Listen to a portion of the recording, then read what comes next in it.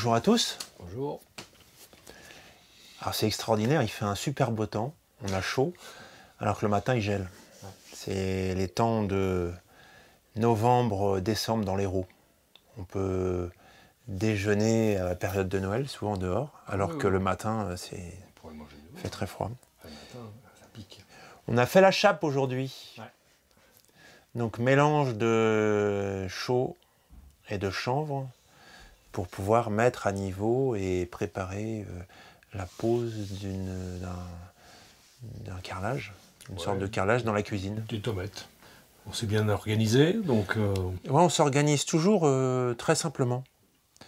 Quand quelqu'un n'a rien à faire, il vient aider l'autre et vice-versa. Donc il n'y a jamais cette espèce de sensation d'en faire plus que l'autre. C'est sûr, c'est vrai. Moi, ce que ça m'inspire, ce qu'on a fait aujourd'hui, c'est qu'il est important de développer le ressenti. Parce que quand on fait une chape chaud-chanvre, il y a un mélange particulier à faire entre la chaux, le chanvre et l'eau.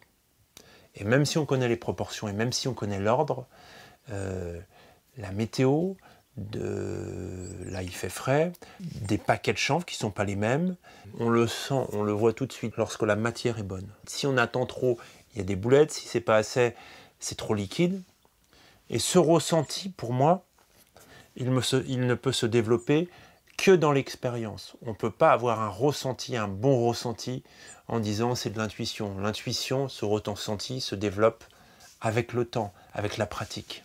Il faut vraiment se caler sur l'autre aussi, parce que la texture d'une chape qu'on pose, selon les gens, il y en a qui vont vouloir plus sèche, moins sèche, et donc il faut s'adapter, quoi. Faut être à l'écoute de l'autre personne pour pouvoir s'ajuster sur le ressenti de chacun. Ça veut donc dire que dans n'importe quel domaine, seule la pratique et l'expérience vont développer ce ressenti.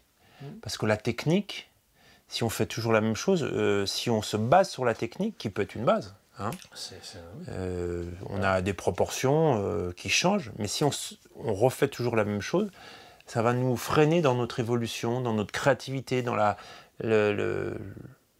façon de pouvoir améliorer les choses. Oui, il faut que à la fin, finalement, faut que ce soit dans le ressenti, qu'on sache exactement comment on fait, quoi. Et pas dans la procédure. Si on veut tout mettre en procédure, on n'y arrive pas.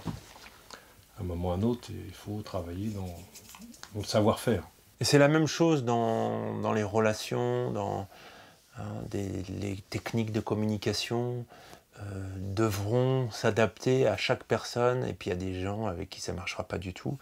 Et c'est cette habitude de la nature humaine, cette habitude de la matière physique qui va nous rendre de plus en plus souples, malléables, adaptatifs et dans la réussite finalement. On a la même chose dans tout ce qui est accompagnement de personnes. Dans les écoles de coaching, ils vous apprennent des procédures où il faut cocher des cases, c'est bien, c'est une base de départ, mais après il y a le ressenti et l'écoute de la personne avec qui on est, quoi. C'est vraiment ça qui fait que ça fonctionne ou pas, parce que si on essaie d'appliquer bêtement la procédure, on va à la catastrophe, quoi. Alors sur ce chemin du ressenti, je vous souhaite de développer votre expérience, de remettre à l'ouvrage, et puis c'est surtout dans les erreurs que le ressenti se développe. Si tout est bon, ça ne va pas se développer. Donc il faut explorer d'un côté, de l'autre, et puis petit à petit on va trouver cet équilibre qui revient à peu près dans chaque vidéo. On a toujours cette notion d'équilibre qui est importante. Voilà, je vous dis bon courage, à très bientôt. J'ai confiance en vous et rendez-vous sur un prochain épisode. Ciao. Au revoir.